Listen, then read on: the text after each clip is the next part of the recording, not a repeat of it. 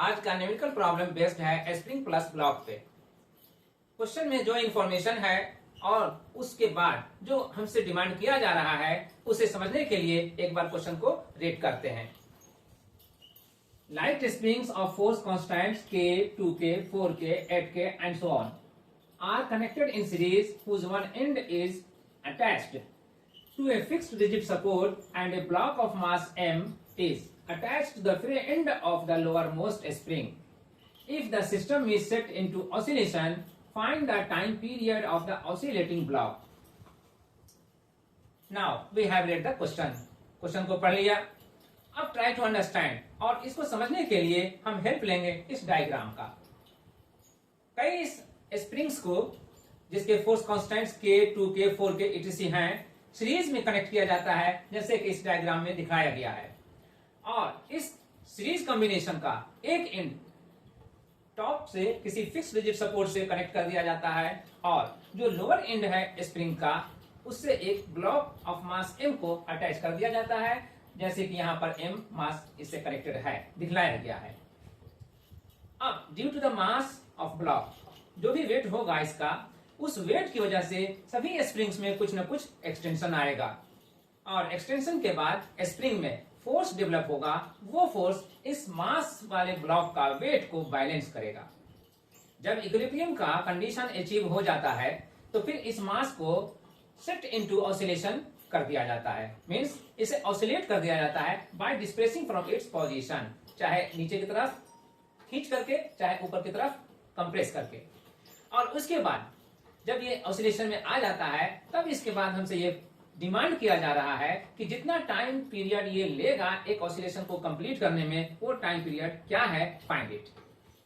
अब इस time period को कैसे हम लोग फाइंड आउट करेंगे, इसके लिए जितने भी स्प्रिंग्स कनेक्टेड इन सीरीज हैं उन सभी का जो फोर्स कांस्टेंट है, हम चाहेंगे कि इन सभी स्प्रिंग्स को रिमूव कर दिया जाए और उसके बदले में एक सिंगल स्प्रिंग लिया जाए जिसका फोर्स कांस्टेंट इन सभी के फोर्स कांस्टेंट्स का इक्विवेलेंट हो।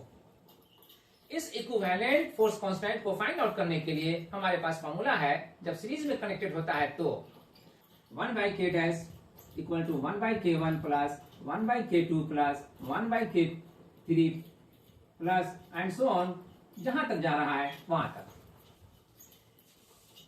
इस रिलेशनशिप में हमने इस डायग्राम का हेल्प लिया है जो इस पूरे सिस्टम को रिप्लेस कर रहा है एक सिंगल सिस्टम जिसमें एक सिंगल स्प्रिंग है और इसका फोर्स कांस्टेंट k डैश है।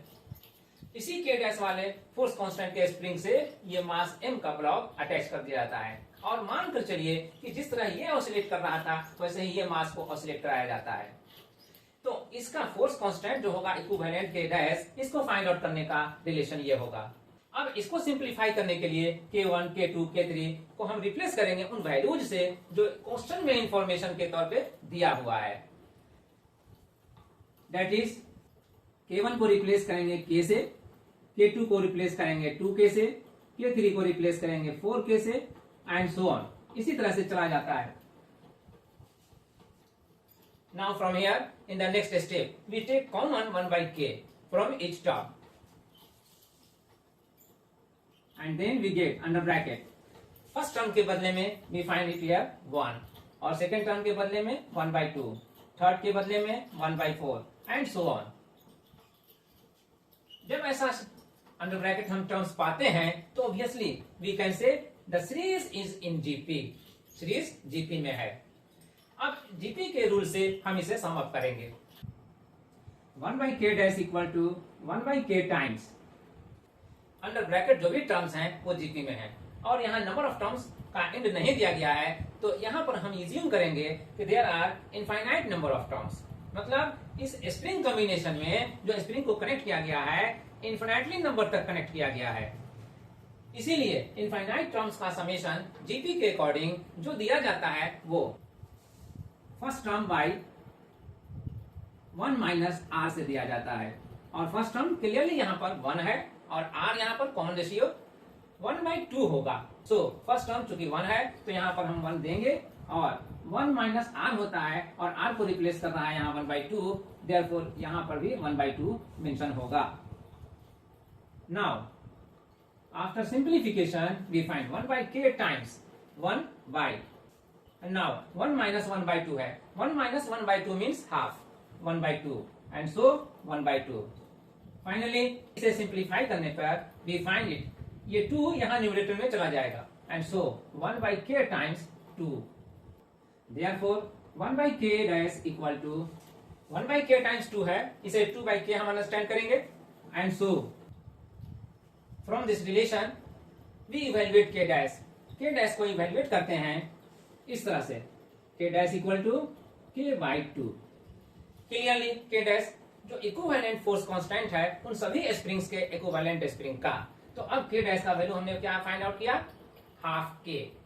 अब इस फोर्स कांस्टेंट का यूज हम टाइम पीरियड को फाइंड आउट करने में करेंगे. जो मास सेट इनटू ऑसिलेशन है उस ऑसिलेशन का टाइम पीरियड क्या होगा, उसके लिए रिलेशन होता है omega equal to under root k by m. Therefore omega equal to under root, तो k को बदले में हम k डैश लिखेंगे, तो k डैश बाई m.